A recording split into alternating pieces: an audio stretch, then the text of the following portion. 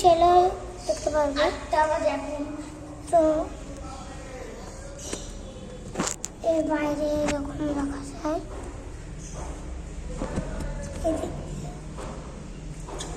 তো এবার একটা জানলা আছে, তো চলো বেরিয়ে যাই। তো বেরিয়ে যাই এখন।